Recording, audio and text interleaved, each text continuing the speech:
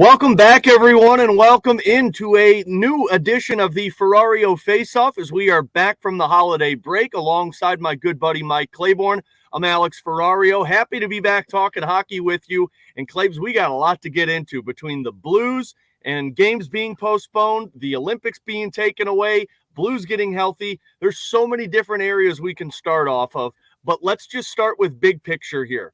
Because the last time we talked, we weren't sure what was going to happen with all of these COVID cases. I think since then, they've had close to 60 games being postponed around the National Hockey League. 3 were postponed for the Blues, including 2 before the holidays, 1 after the holidays. And that kind of led to the Olympics being canceled, postponed for the NHL players. A lot has gone on, but I think it's the right move because from the NHL's perspective, from the players' perspective, the best thing that can happen for these guys is to make sure that they play an 82-game schedule. Yeah, I agree with you, Alex. And it is good to have hockey back for sure. A lot of things have gone on. And, I guess if they learned anything from the first time we dealt with the pandemic, they've been able to streamline some things and make some adjustments on the fly and really kind of force their way through this to try and get the 82 in. But, there's going to be some hiccups along the way. I guess if there's a silver lining to this, a lot of teams and a lot of players have contracted it and maybe they're on the other side of it. So maybe if we can get through this wave here in the next, let's say 3 to 4 weeks, we might have some normalcy as we get set to get into the real meat of the schedule, especially now with the Olympics out of the picture. Well, and the best part about it too, Claibs, is if you are looking for that silver lining, is the players that have contracted the COVID-19, they've tested positive, they don't get tested for 3 months. So, yeah, I mean, let's look at the Blues case. They've got about 14 guys, I think, that have tested positive. When they're done, I mean, you're looking at what, 10 guys that are at least 14 guys that don't have to be tested for 3 months. And that for me was the biggest thing, Claibs. Like, you kind of needed to do this because it was really taking away from the product on the ice. Like, yeah, we know personally the Blues were performing well, shorthanded, down a man. But like, think of some of these other teams that have just been awful when they take some of their players away. Like the Calgary Flames, they had to shut things down because 19 of their players were all out. Well, and I think it also says something about the depth in the organization where you were able to bring guys in periodically to fill a gap here, fill a gap there. But I got to tell you, when they were short a player, I was trying to say, well, wait a minute. All those guys at some point in their lives have played in some pickup games and the shifts were a little longer and the bench was a little shorter. So it was probably fun in one extent, but not so fun in another, because I thought, if anything, you really had the risk of injury a little bit more with the compressed schedule. Throwing in the fact that you're getting guys who are logging a lot of minutes, I really have to tip my cap to Craig Berube and the whole coaching staff and how they were able to manage that. And it goes back to another thing for all these kids out here. Man, if you can skate, you can play. And I think the fact that Bortuzzo was a guy who could play up, he did some things for him and some other players who were able to come up, and the Blues never lost their edge from a skating standpoint, hence the reason why I think they kind of weathered the storm. Tell me if I'm off base here, Claves, but I think from the month of November and what the Blues have accomplished with playing shorthanded, bringing guys up from the AHL and the impact that they've had, not only does Craig Berube look like he's the front runner for the Jack Adams Award for the best coach in the NHL, but I would argue Doug Armstrong looks like the best GM in the National Hockey League for that award, for the moves that he made in the offseason and for the depth that he has compiled in the minors for this team. Boy, Alex, that's a great point you make. And there are a lot of coaches who can probably raise their hand and say, hey, we had COVID too. But I think in the way Berube managed things, being short, playing a lot of guys he didn't even know much about because maybe he saw him for a week in training camp and, obviously out of sight, out of mind in that respect, but was able to find a way to put them in successful situations. And you're right about Doug Armstrong. First of all, the ownership said, let's go for it. Let's take it to the cap. So they rolled the dice, and all of a sudden the cap almost bit them because they were very limited in what they could do. And they had to really know the rules as far as roster moves and who could clear waivers and how many games could you play someone before they became exposed. A lot has to be said about the knowledge of the CBA and the contracts where they didn't get themselves caught in a pickle where they end up losing a good player because of a technicality. I made this comp on postgame the other night, Clay. Do you remember in the movie The Hangover when Zach Galifianakis is counting cards at the table and all of these numbers are going around? That's what I feel like Doug Armstrong and Ryan Miller have been since the beginning of November with all of these caps. Oh, well, we can't bring this guy up because of the signing bonus. Well, let's sign this guy and put this guy here. That's what I've been so impressed by. I mean, Yeah. you haven't been able to bring up your best prospect. Like at the beginning, Scott Perunovich, you couldn't call him up when you lost Torrey Krug. So you bring up Calle Rosen. Calle Rosen's a guy that probably nobody knows who he is. He's called up because you can't bring Perunovich up, and he plays admirably at the defensive position for this Blues team. Like the depth compiled of this team has been so impressive to me. And I talked with Mike Rupp of NHL Network a couple of days ago, Claves, and he said, in his opinion, when healthy, the Blues are a better constructed team than the Colorado Avalanche this season. I would agree with that. They don't really have a gap, Now, I know Colorado is very explosive offensively, a good defensive core, and goaltending is reasonably solid. But I think the Blues are the most versatile team in the league right now. I mean, from the first line to fourth line, they always present two things. They can all score, and they all know how to play defense.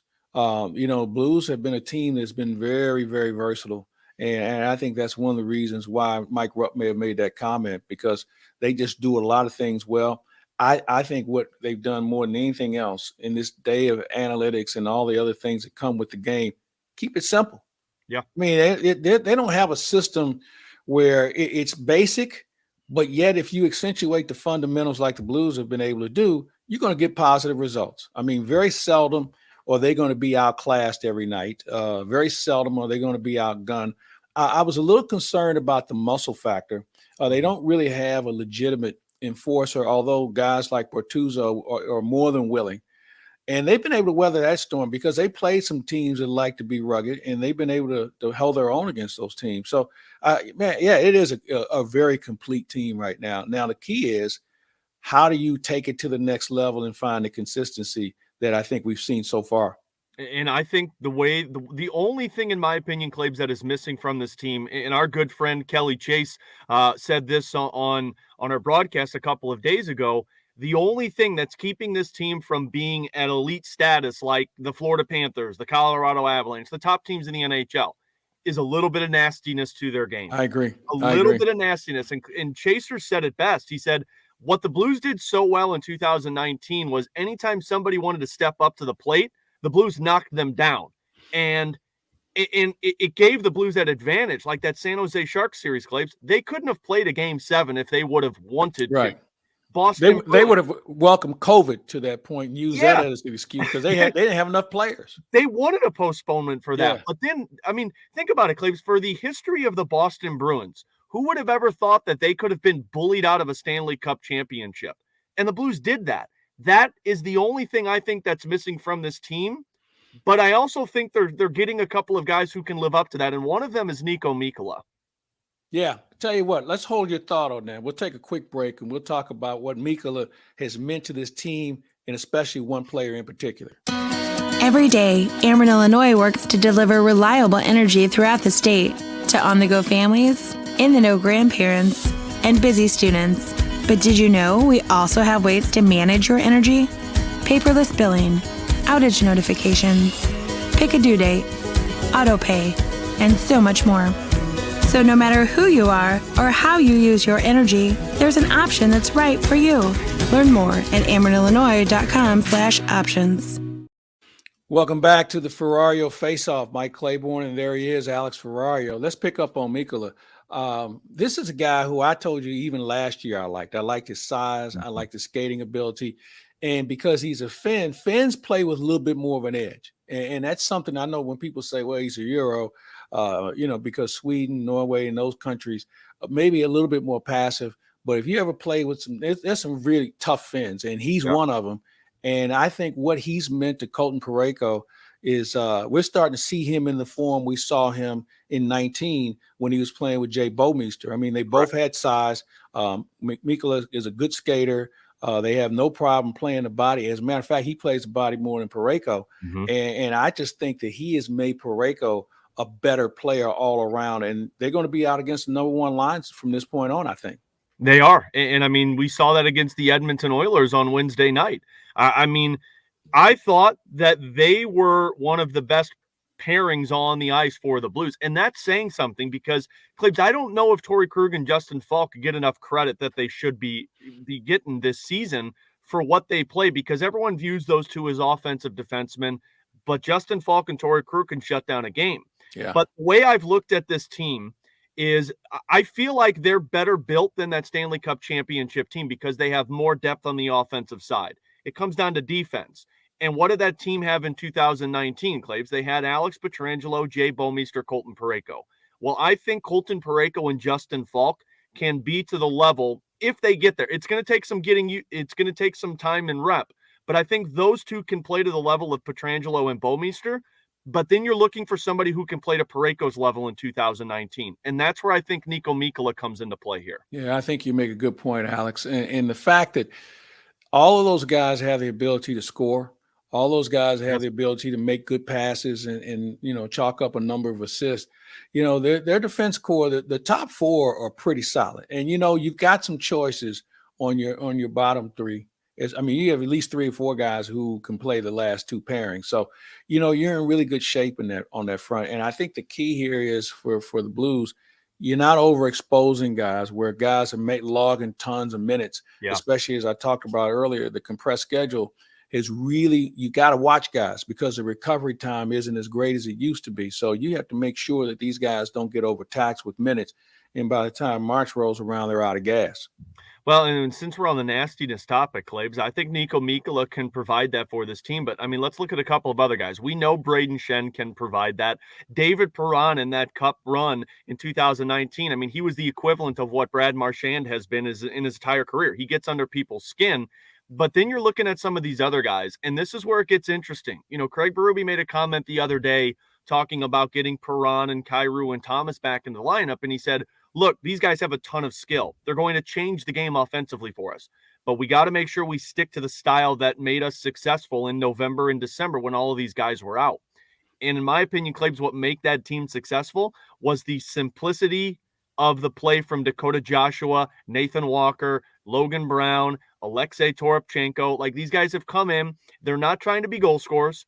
They're not trying to be power forwards. They're just trying to play the system for Craig Berube. And I think this is going to be an interesting development when you get a healthy roster, because Sundqvist, Barbashev, Shen, Bozak, these guys are all going to be in the lineup. But not having a Dakota Joshua and not having a Klim Kostin and not having a James Neal in the lineup, that takes a little bit of that nastiness away. So somebody's going to have to accept that role. Yeah, you're right. And those 3 kids you just mentioned, well, I wouldn't call Neal a kid. Yeah. Kostin played the body really well before he got hurt. Yep. Joshua, we saw flashes of that last year with him. He's been very consistent. And I still think you have to play the body because that's the St. Louis Blues style, leaning on guys, making them stop, making them start again, and being aware that, hey, this guy is willing to hit me. That doesn't mean he has to be hitting the 5th row. That doesn't mean you got to take a 5-minute major. But I think you still have to make sure the guys have to play you honest on the ice. And those guys you just mentioned have shown that skill set. And I think you've got to make sure it spreads throughout the team because, if you get your top line playing the body too, then all of a sudden becomes contagious. And now teams have to say, we better pay attention to these guys. And that's what I think where we're at with the Blues right now and why they've been successful. Not overly aggressive, but I think they get the job done. I just want to see a little bit more of it. I want to see a little bit more of it from puck drop, right? Like that's where I think that's lacking from this Blues team, because what we've seen a lot this season, Claibs, is puck drop. It's kind of stale on both sides. Maybe the Blues get a lucky bounce or the opposition will score a goal. Then at the tail end of the first period, they'll start to turn it on. The second period, they start to turn it on. Like, if you could see that from the get-go in the first. And the thing with me is, and so many people look at it and say, oh, well, this team doesn't have that right now. The regular season's a marathon, Claibs. And it's such a hard thing to get through for an 82-game schedule. But you want to see signs of it so that when the playoffs start, that the Blues can live up to that expectation. Yeah, that's a good point. You got to find that consistency. And I don't think you can sit back and let something initiate the game. You mentioned puck drop. We've seen the Blues have some so-so first periods, at least the first 10 minutes. Then all of a sudden they pop one home or they get popped, and then they turn it up a notch. I don't think you can sit back and wait, because I think the intensity level will be higher as we continue to play, especially not only because you're not vying for a playoff spot, you're vying for a playoff position in that top echelon of teams.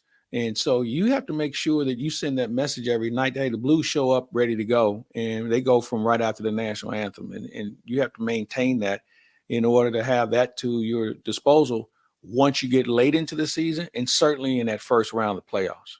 Claibs, you're a historian when it comes to this Blues team. You've seen so many good players, great players around here. But when you look at what Robert Thomas and Jordan Kyrou do on the ice, and we saw it against the Edmonton Oilers, I mean, they're highlight reel players. I mean, for me, the last person that I can think of that every time the puck was on his stick, I had to stop and watch what he was going to do was Pavel Demitra. Is there somebody else that sticks out to you, not so much in how Kyrou and Thomas play, but the ability to stop people's attention elsewhere when they have the puck on their stick?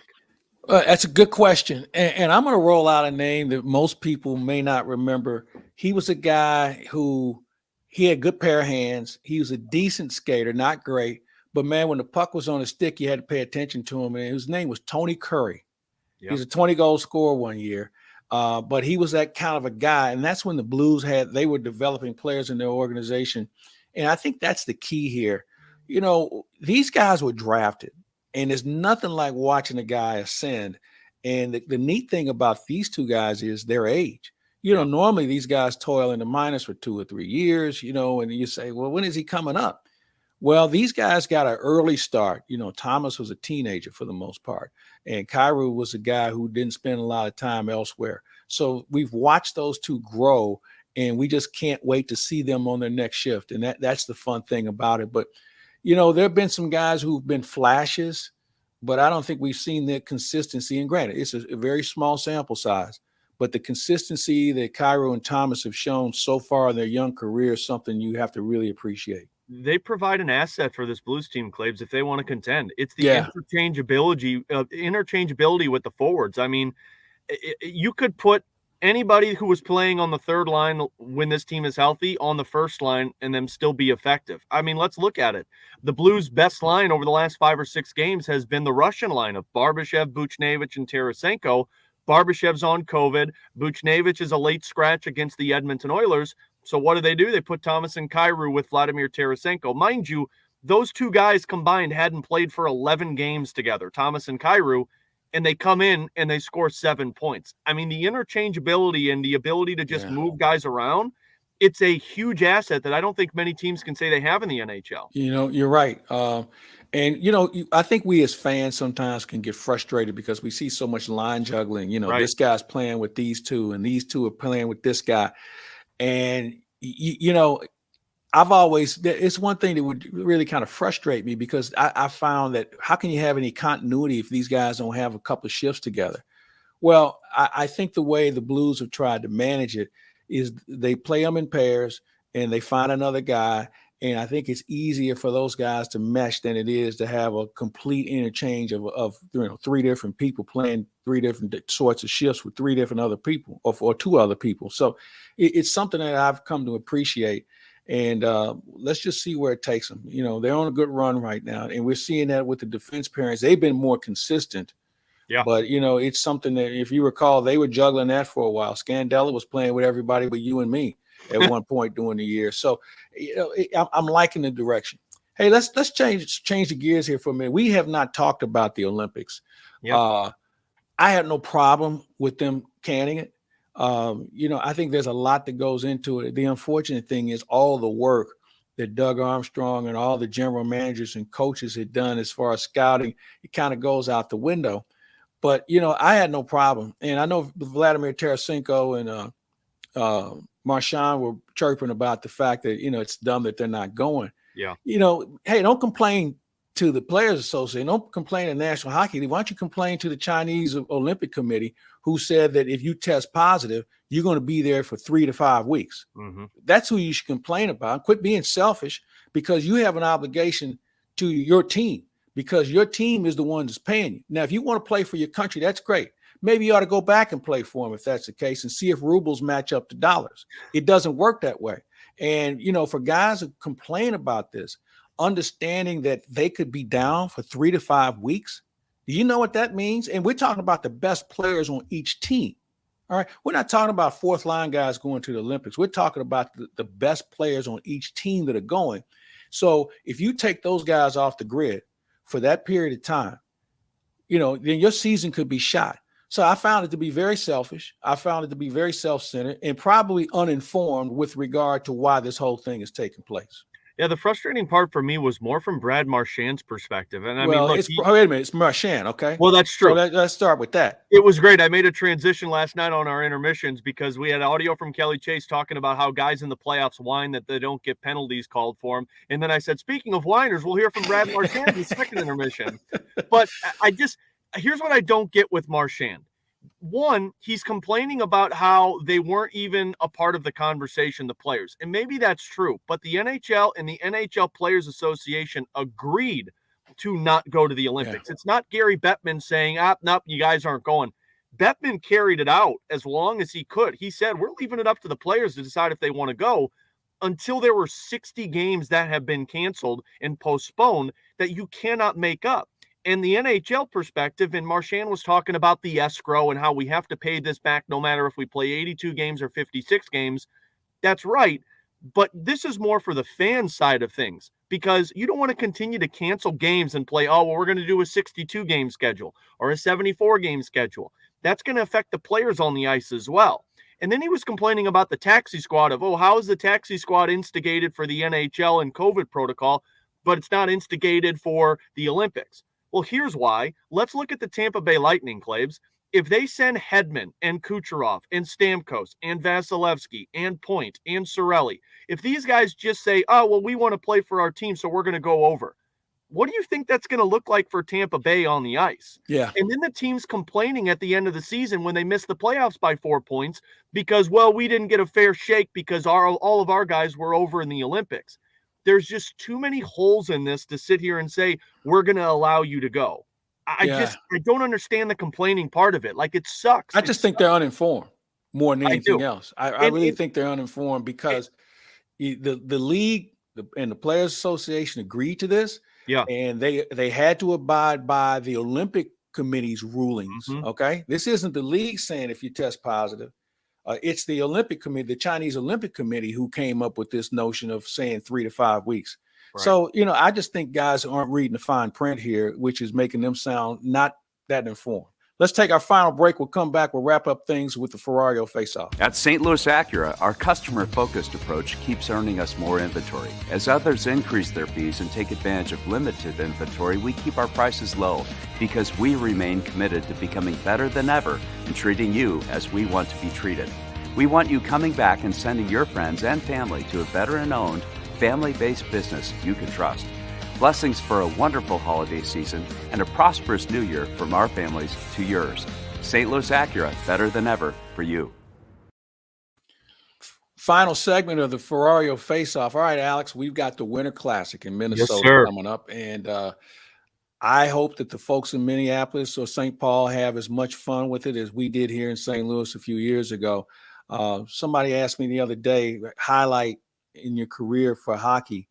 And obviously Stanley Cup is first, but being part of the alumni game, working the benches, being a sideline guy for that was probably one of the coolest things, because I've never been in a facility where I look up and there's 40-some thousand people watching a hockey game. So then you take it to the next day where the Blues and the Blackhawks play. It was probably one of the most electric feelings I think a city can have, because we never have an experience like this. So I'm looking forward to Saturday. I'm with you. I was talking with my dad the other night about this, Claibs, and he, of course, was at the Winter Classic. He's the reason that I got into hockey, and I'm such a fan of hockey. And he said, he's like, I don't know if I've ever – and my dad was at the Monday Night Miracle game. He was one of the losers that left early. But at least he admitted it. Yeah, he admitted it. But he said that was probably the coolest moment he has ever experienced. And he said more so the alumni game than the actual Winter Classic, because he said the ability to see all of those guys on the ice again one more time in a place that you can't replicate, like putting a hockey rink in Busch Stadium, you can't replicate that. And That was an unreal moment for him. It was a unreal moment for me, and I loved watching you and hearing the interviews that you did, Claibs, on the benches with those guys. I wonder what this one's going to be like, though, because they're not going to have the alumni game, which I was a little surprised by because Yeah, Minnesota's got a really good exactly. They alumni. bring back those North Star guys as well, and they'd have a Yeah. pretty good series. I mean, just thinking of, and the names that come to mind first for me, I mean, you're talking Marion Gaborik, Brian Ralston. I mean, you talk about Mike Modano if you're going to bring him back with the North Stars. But with that being said, I think this is going to be one of the better Winter Classics in the history of these games because you have two teams that are at the top right now, Clay. Yeah, good point. I mean, Minnesota, if not for Colorado's just kind of hype around them, Minnesota should be a Stanley Cup favorite on a lot of people's pages for what they've done this season. The same with the St. Louis Blues. And you're going to put two teams that hopefully can be fully healthy by Saturday. And you're going to put those two teams together for the first time in Minnesota Twins baseball stadium for a Winter Classic. Now, it's going to be minus 14 degrees. Someone's going to have frostbite on their face. But I think this is going to be the best game. I don't know if it could compete with Blues and Blackhawks, but I think it's going to be right up there in terms of in-game performance. Well, as you touched on, there's something on the line here. This just isn't a huff and puff thing. But here's the factor. You brought up the weather. The first thing the NHL did was a smart move was playing it at night where the glare of the ice and making sure that you got good temperatures. Well, they bought more than what they asked for because when you get to a temperature of that level, the ice becomes very brittle and even more chippy. So you can take your pick. You can have slush to skate on if you're outside in the daytime, or you can have a very chippy surface, and you better be very careful. I would love to talk to an equipment manager on what the difference in how the hollows of the skate sharpening would be compared to what it would be for a normal game, because this is ice that a lot of these guys haven't played on. And I know we always talk about guys, well, when I was a kid, I was playing on a pond in a lake. But you weren't playing when it was 14 degrees below zero. Right. You weren't. No, this is 2021. So let's just take it back 20 years ago.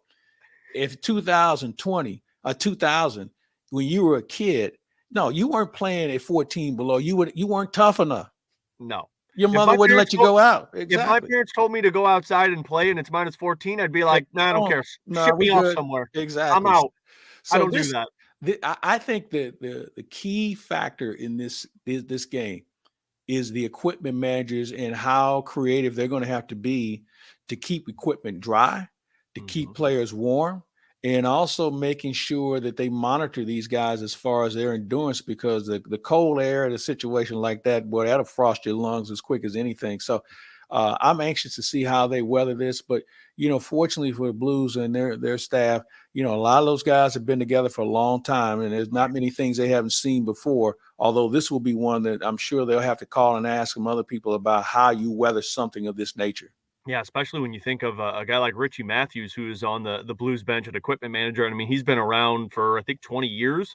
So the experience, I think, is going to pay off. And you make an awesome point with that. I think it is going to come down to equipment. I think it's going to come down to how these guys are handling the condition.